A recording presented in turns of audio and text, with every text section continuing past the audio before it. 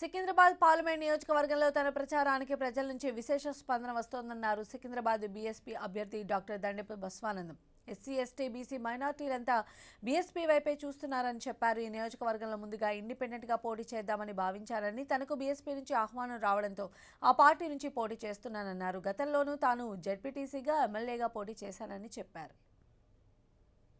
Parliament ఎన్నికల polling తేదీకి సమయం దగ్గర పడుతున్న కొద్దీ రాజకీయ పార్టీలు తమ ప్రచారాన్ని అత్యంత దూకుడుగా పెంచుతున్నటువంటి పరిస్థితి కనబడుతుంది. అన్ని రాజకీయ పార్టీలు ఇదే తరహాలో ప్రచారం చేస్తుంది. ఈ సందర్భంలో మనతో పాటు సికింద్రాబాద్ ఎంపీగా అభ్యర్థిగా పోటీ చేస్తున్నటువంటి బీఎస్పీ నుండి తలపడుతున్నటువంటి దండపు బస్వానందం మనతో ఉన్నారు. ఆయన అడిగి మరిన్ని విషయాలు తెలుసుకునే ప్రయత్నం చేద్దాం. మీ ప్రచారం ఎట్లా సాగుతుంది సార్? ఓటర్స్ అందరికీ నమస్కారం. ప్రచారం చాలా ముమ్మరంగా సాగుతుంది. ఇతర పార్టీల కంటే మా ప్రచారం బాగా నడుస్తుంది. సికింద్రాబాద్ ప్రజల్లో కూడా ఆదరణ బాగా పెరిగింది. ఎందుకు బీఎస్పీ నుండి పోటీ చేయాల్సి వస్తుంది? మొన్న ఆర్ఎస్ ప్రవీణ్ ఉన్నంతసేపు కొంత బాగానే ఉంది, ఇప్పుడు కొంత తగ్గింది అనే టైంలో మీరెందుకు బీఎస్పీ వైపు వచ్చారు? మామూలుగా నేను ఇండిపెండెంట్గా చేయాలనుకున్నా. మొదటి నుంచి రాజకీయంగా ఉన్నాము. మనకు 2 రాష్ట్రాల్లో కూడా ఒక మంచి హోమియోపతి డాక్టర్గా గుర్తింపు ఉన్నది. అదేవిధంగా గతం నుంచి కూడా జడ్పీటీసీగా చేయడం జరిగింది. 2014లో ఎమ్మెల్యేగా కాంటెస్ట్ చేయడం జరిగింది. ఇప్పుడు ఈసారి ఎంపీగా కాంటెస్ట్ చేయాలని చెప్పి అనుకున్నా. మన ప్రధాన పార్టీ అయినటువంటి వాళ్ళు దొరల పార్టీలు మనకు టికెట్ ఇవ్వరు. దొరల పార్టీలు ఎట్లుంటుందంటే వాళ్ళకి సేవ చేసే వాళ్ళకి సేవ చేయించుకొని వదిలిపెడతారు.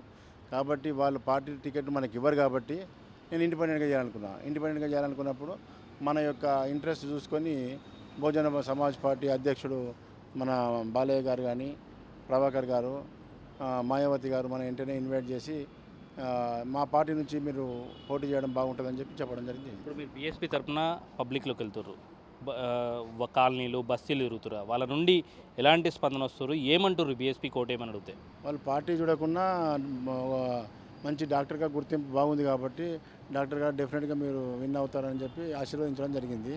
దాంతోపాటు బీఎస్పీ నుంచి కూడా మన బహుజన సమాజం నుంచి కూడా మంచి మద్దతు దొరుకుతున్నది.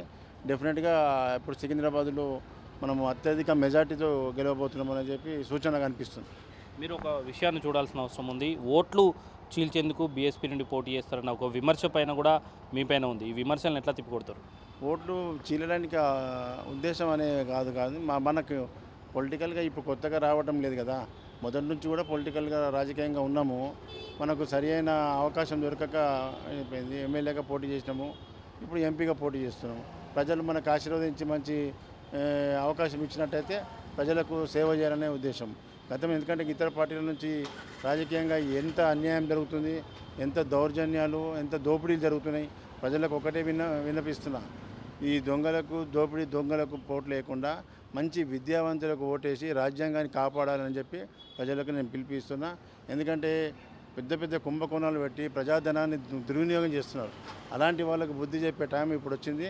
ఈ ఎలక్షన్స్లో మంచి సేవ చేసి మంచి విద్యావంతులకు ఓటేసినట్టయితే వాళ్ళు మనకు ధర్మాన్ని కాపాడి ప్రజలకు సేవ చేస్తారని చెప్పి కోరుకుంటున్నాను. చర్చ కూడా నడుస్తుంది. మీరు రాజ్యాంగం అన్నారు కాబట్టి నేను దాని గురించి అడుగుతున్నా. రాజ్యాంగం మారుస్తారు బీజేపీ వస్తే అని కాంగ్రెస్ విమర్శిస్తుంది. లేదు, రాజ్యాంగాన్నే కాంగ్రెస్ ఇప్పటివరకు మార్చిందని బీజేపీ విమర్శిస్తుంది. దీన్ని ఎట్లా చూస్తారు? రాజ్యాంగాన్ని ఎట్లా ప్రొటెక్ట్ చేస్తారు? రాజ్యాంగాన్ని మార్చేది వాళ్ళు మారుస్తారనేది విషయం తర్వాత. ఫస్ట్ బీఎస్పీలో మనకు అవకాశం దొరికినట్టయితే ప్రజల్లో బీఎస్పీకి ఫ్యూచర్ అంతా కూడా బీఎస్పీదే ఉన్నది, బహుజన సమాజే. ఎందుకంటే బహుజనులంతా కూడా బీసీ, ఎస్సీ, ఎస్టీ, మైనార్టీలు అంతా కలిస్తేనే బహుజన పార్టీ. మరి ఈ మన పార్టీకి సంబంధించినటువంటి అవకాశం మన పార్టీ ఒకటి ఉన్నప్పుడు ఇతర దొరల పార్టీల్లో బహుజనులు గెలిచినప్పటికీ వాళ్ళు ఎట్లా అంటే ఒక తోలుబొమ్మలాగా పనిచేస్తున్నారు. వాళ్ళకి ఎలాంటి అవకాశం ఉండదు. మినిస్టర్ కానీ, ఎమ్మెల్యే కానీ వాళ్ళను చేతి కింద పావులాగా వాడుకుంటున్నారు. కూర్చోమంటే కూర్చోవాలి, లేవమంటే లేవాలి. వాళ్ళ సంతకాలు పెట్టే అవకాశాలు ఉన్నాయి. దొరలు చెప్తేనే వినాలి. ఇప్పుడు ఇక్కడ బహుజన పార్టీలో అట్లా కాకుండా ఎవరు గెలుస్తారో వాళ్ళకి అధికారం ఉంటుంది. అధికారం వాళ్ళ యొక్క ఇష్టానుసారంగా మనము ప్రజలకు సేవ చేసే అవకాశం ఉన్నది. కాబట్టి బహుజనులు ఇతర పార్టీలో దొరల పార్టీలో ఉన్నప్పటికీ అక్కడ వాళ్ళకు తోలుబొమ్మలాగానే ఉన్నారు. ఇక్కడ బహుజన సమాజం నుంచి గెలిచిన వాళ్ళు మాత్రం స్వతంత్ర శక్తి ఉంటుంది, స్వతంత్రంగా నిర్ణయాలు తీసుకునే అవకాశం ఉంది.